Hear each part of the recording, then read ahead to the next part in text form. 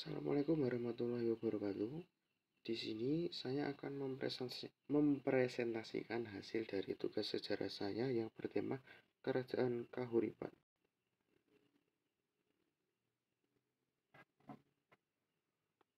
Perkenalan dulu ya guys. Nama saya Arik Zaki, nomor presensi 2 dari kelas 10F. Latar belakangnya itu Kerajaan Kahuripan itu berdiri pada tahun 1009 Masehi yang secara de facto itu melanjutkan dari Kerajaan Medak yang runtuh pada tahun 1003 Masehi. Dan raja yang memerintah itu hanya satu, yaitu Raja Airlangga. Itu dari tahun 1009 Masehi sampai 1042 Masehi. Masih di latar belakang, meski Raja Airlangga meski disebut sebagai penerus dari Kerajaan Wedang, Raja Airlangga itu malah mengubah nama Kerajaan Wedang ini menjadi Kerajaan Kahuripan yang artinya itu kehidupan. Sejarah berdirinya Kerajaan Kahuripan itu bermula dari kehancuran dari Kerajaan Sriwijaya yang ditaklukkan oleh Rajendra Kaladewa yang merupakan raja dari India pada tahun 1023 Masehi. Airlangga kemudian membangun kembali kerajaan tersebut menjadi Airlangga kemudian membangun kerajaan itu kembali dan mulai menguasai Pulau Jawa, khususnya Jawa Timur.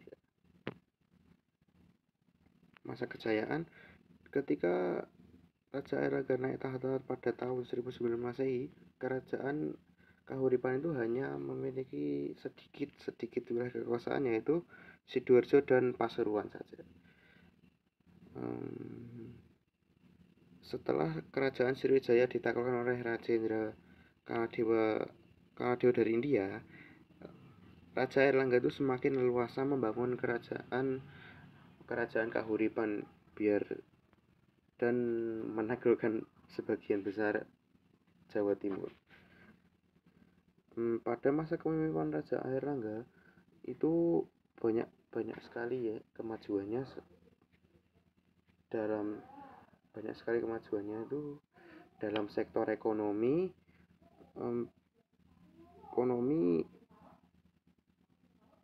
politik dan militer. Terlebih lagi, Raja Airlangga itu dikenal sebagai pemimpin yang bijaksana,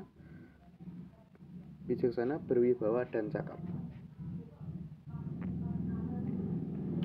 Masih dalam masa kejayaan ini adalah beberapa kemajuannya ya. Yang pertama tuh Raja Airlangga itu memperluas wilayahnya dari yang awalnya hanya Sidoarjo dan Pasuruan itu menjadi meliputi Jawa Timur, Bali, dan sebagian besar Jawa Tengah. Yang kedua itu tuh Raja Airlangga tuh meringankan beban pajak rakyat yang mengalami musibah.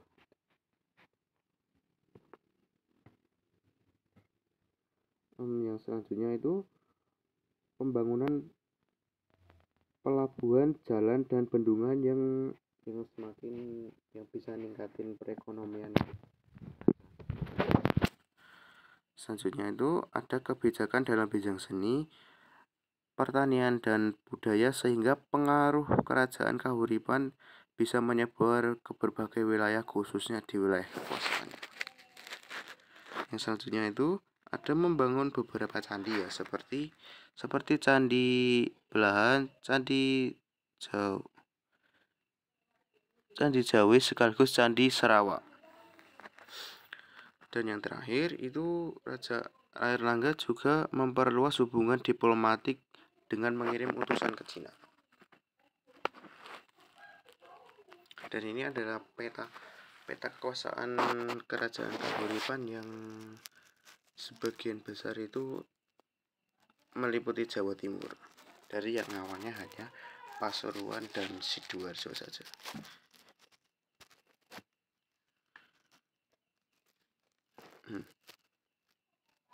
Dan ini adalah kita masuk ke dalam fase kemunduran. Fase kemundurannya kerajaan Kahuripan itu ketika Raja Airlangga itu memutuskan untuk memindahkan ibu kotanya ke Dhaka atau sekarang bisa disebut Kediri. Di saat yang sama, Raja Airlangga itu juga berhadapan dengan masalah suksesi kerajaan karena putrinya Sri, ya itu yang panjang banget, yang seharusnya mewarisi tahta justru memilih menjadi seorang pertapa. Persoalan muncul lagi ketika anak laki-laki Dharmawangsa Teguh yaitu Samarawijaya itu menuntut haknya. Masih dalam fase kemunduran di sini. Oleh sebab itu, Raja Airlangga itu memutuskan untuk membagi kerajaan Kahuripan itu menjadi dua, yaitu Kerajaan Kediri dan Jenggala.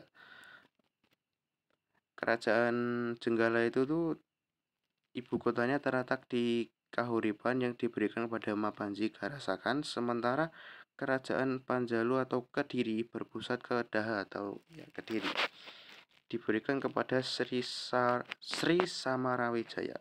Peristiwa pembagian kekuasaan ini menandai akhir dari pemerintahan Kerajaan Kahuripan. Setelah turun tahta, Raja Airlangga itu akhirnya memilih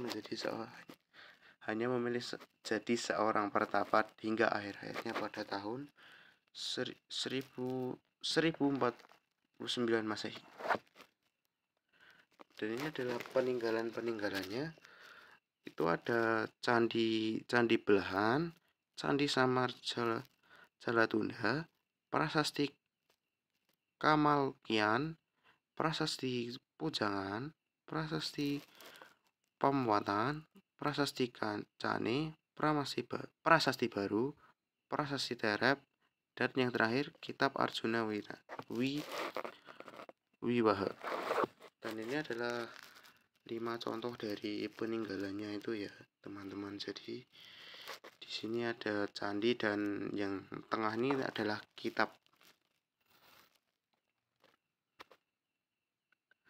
Untuk daftar pustaka di sini saya mengambil banyak dari Kumparan dan juga Kompas TV karena untuk mencari materi seperti ini tuh saya cukup banyak gitu loh. Cukup banyak menemukan dari Kumparan dan juga Kompas, mulai dari peninggalannya, fase kemundurannya, masa kejayaannya, dan foto-foto seperti ini tadi lah. Ya, foto-foto ini dan foto yang seperti ini juga.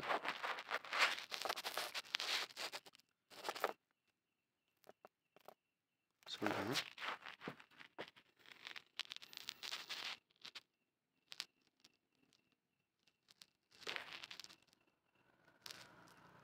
Nah, foto-foto seperti ini tuh saya juga menemukannya dari Kumparan dan Kompas.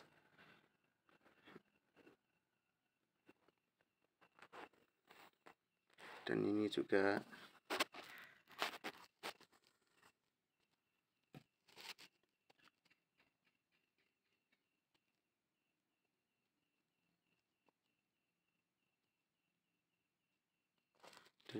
saya dapat foto ini dari Google juga, tapi saya lupa itu dari web mana. Dan mungkin hanya